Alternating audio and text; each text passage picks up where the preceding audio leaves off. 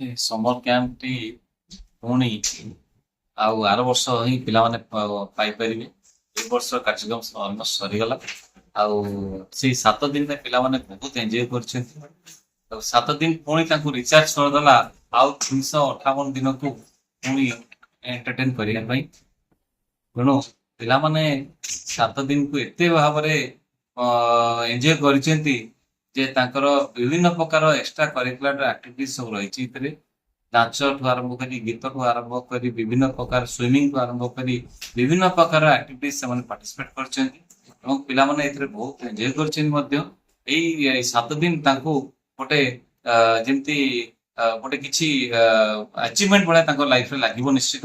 ଆଜିକାଲି ପିଲାମାନେ ଯୋଉ ମୋବାଇଲ ଯୁଗ ହେଇଯାଇଛି ଏବଂ ମୋବାଇଲରୁ ହିଁ ସେମାନେ ବାହାରିବାକୁ ଚାନ୍ସ ପାଉନାହାନ୍ତି। ତେଣୁ ଆମର ଏଇଟା ଗୋଟେ ପ୍ରୟାସ ଯେ ପିଲାମାନେ କେମିତି ଏଇ 7 ଦିନ ତାମାନେ ଏକ୍ସେପ୍ଟ ମୋବାଇଲ ତାଙ୍କୁ ଲାଇଫକୁ ଏନ୍ଜୟ କରିପାରନ୍ତି। ସେଇଟା ପ୍ୟାରେଣ୍ଟସ ମାନେ ବି ଚାହୁଁଛନ୍ତି, କିନ୍ତୁ ବାଧ୍ୟତାମୂଳକ ସମସ୍ତେ ଯେ କେହି ଆଉ ଉପାୟ ନାହିଁ, କାହାର ବାଧ୍ୟ ହେଇକି ସମସ୍ତେ ମୋବାଇଲ ଦଉଛନ୍ତି।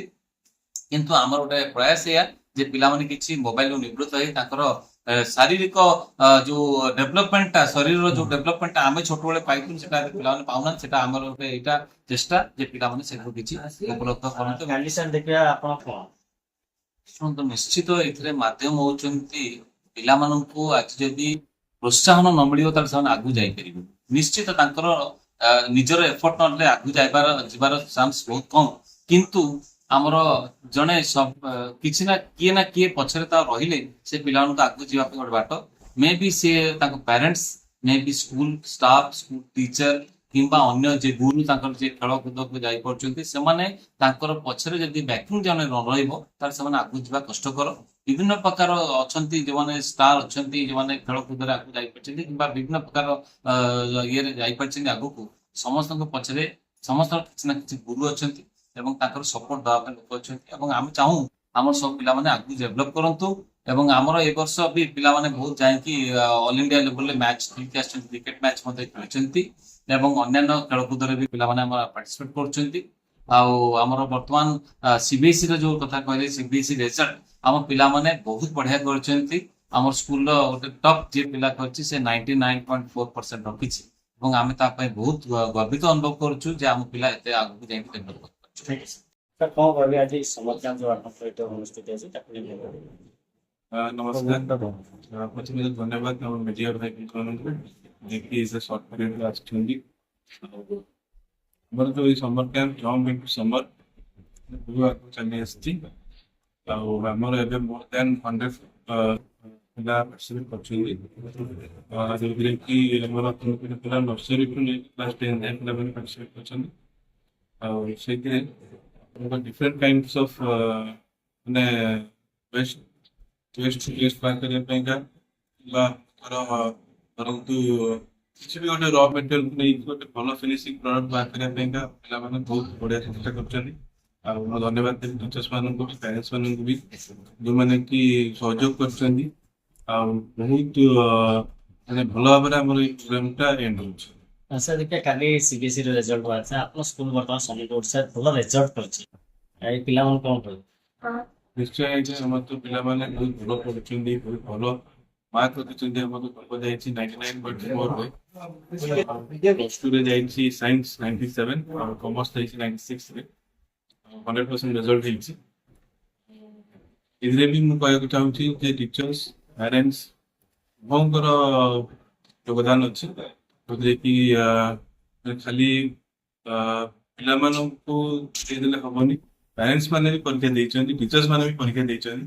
ସମସ୍ତେ ଆମ ପରୀକ୍ଷା ଦେଇକୁ ଆମ ଯେହେତୁ ଆମ pro school, pro parents school, ଆମେ ସମସ୍ତଙ୍କୁ ନେଇକି ଚାଲିଛୁ। ସାର୍ ଯୋଉ ସମର ଆକ୍ଟିଭିଟି କରାଯାଇଥିଲା ଏଥିରେ ପିଲାଙ୍କର କଣ କଣ କେମିତି ସ୍କିଲ୍ ଡେଭଲପମେଣ୍ଟ ଟ୍ରେନିଂସ ରହିଥିଲା, କଣ କଣ ପିଲାମାନେ କରୁଥିଲେ? ପିଲାମାନଙ୍କ ସେଲ୍ଫ ଯୋଉଟା ଆପଣ କୁହନ୍ତି ସେଲ୍ଫ ଡିଫେନ୍ସ, ଯୋଉଟା କି ଆଜିକାଲି ବହୁତ ଦରକାର ଅଛି, ସ୍ପେଶିଆଲି ଝିଅ ପିଲାମାନଙ୍କ ପାଇଁକା। ଯୋଉଟା କି ଝିଅ ପିଲାମାନେ କରାଟି ଆଉ ଆପଣଙ୍କର ଧରନ୍ତୁ ଟାଇକୁଣ୍ଡୁ ସବୁ ପ୍ରକାରର ଇଏକୁ ଦିଆଯାଇଛି। ପ୍ଲସ୍ ଆମର ୟୋଗା ଶିଖା ହଉଛି, ଯୋଉଟା କି ଆପଣଙ୍କର ମେଣ୍ଟାଲି ପିସ୍ ରହିବ ମାଇଣ୍ଡ, ଯୋଉଟା କି ଫୋକସ୍ କରିବ ପିଲାମାନଙ୍କୁ ଯେ ପାଠରେ ଆଉ ମାନେ ମେନି କାଇଣ୍ଡ ଅଫ ଡେଭଲପମେଣ୍ଟସ ରହିବ। ଆଉ କ୍ରିକେଟ ରହୁଛି ଆପଣଙ୍କର ଧରନ୍ତୁ ସାଇନ୍ ଡ୍ୟାନ୍, ଆଉ ଧରନ୍ତୁ ଆପଣଙ୍କର ଏନି କାଇଣ୍ଡ ଅଫ୍ ଆପଣ ଜିନିଷ ଦିଅନ୍ତୁ, ଆମ ପିଲାମାନେ ତାକୁ ବେଷ୍ଟ କରି ଦେଇଦେବେ ଆପଣମାନେ। Thank you. ଆମର ଏଇ ସମର କ୍ୟାମ୍ପ ପ୍ରତିବର୍ଷ ଏହି ସମୟରେ ଅନୁଷ୍ଠିତ କରାଯାଏ। ଏଥିରେ ପିଲାମାନେ ଉତ୍ସାହର ସହିତ ଉଦ୍ଦୀପନାର ସହିତ ଆସି ଯୋଗଦାନ କରନ୍ତି। এই ସମର କ୍ୟାମ୍ପ ପିଲାମାନଙ୍କର ଖାଲି ଫନ୍ ନୁହେଁ, ବିୟଣ୍ଡ ଦି ଫନ୍ ବହୁତ ଗୋଟେ ପିଲାର କନଫିଡେନ୍ସ କେମିତି ବଢିବ, ପିଲାର ଇଣ୍ଡିପେଣ୍ଡେନ୍ସି କେମିତି ବଢିବ, ପିଲାର ଲାଇଫ ସ୍କିଲ୍ କେମିତି ବଢିବ, ପିଲାର ଏନଭଲଭମେଣ୍ଟ କେମିତି ବଢିବ, ପିଲାର ଟିମ୍ ସ୍ପିରିଟ କେମିତି ବଢିବ, এই ସବୁ ଗୁଡାକ ବେଶୀ ଦୃଷ୍ଟି ଦିଆଯାଏ ବିଭିନ୍ନ ପ୍ରକାର ଆକ୍ଟିଭିଟି ମାଧ୍ୟମରେ। ପିଲାମାନେ ଏଇ ଯୋଉ ଇଣ୍ଡିପେଣ୍ଡେନ୍ସ ବା କନଫିଡେନ୍ସ ଡେଭଲପ କଲେ, it will help them in there studies also, so they will not feel difficult while writing the answer or giving the answers to the teachers.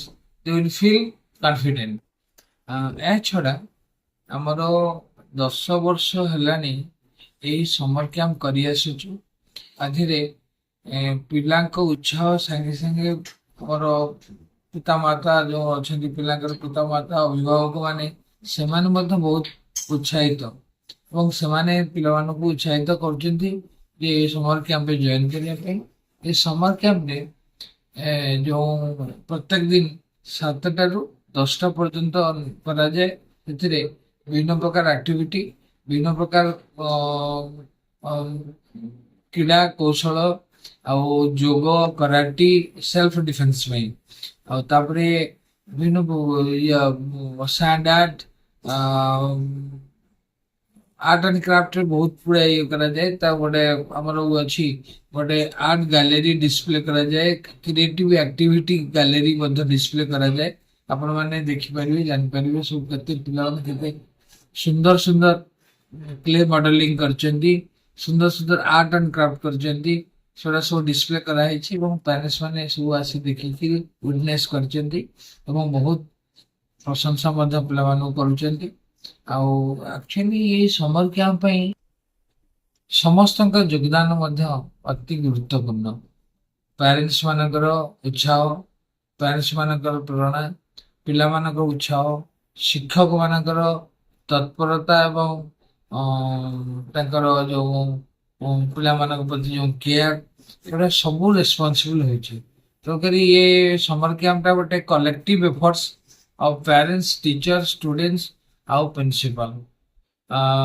ମତେ ଆହୁରି ଗୋଟେ ଜିନିଷ ବହୁତ ଖୁସି ଲାଗେ ଯେ ମୁଁ ଯେତେବେଳେ ଯେକୌଣସି କାର୍ଯ୍ୟକ୍ରମ ଆରମ୍ଭ କରେ ତା ପୂର୍ବରୁ ଗୋଟେ ସ୍ମଲ ପ୍ଲାନିଂ କରିଥାଏ।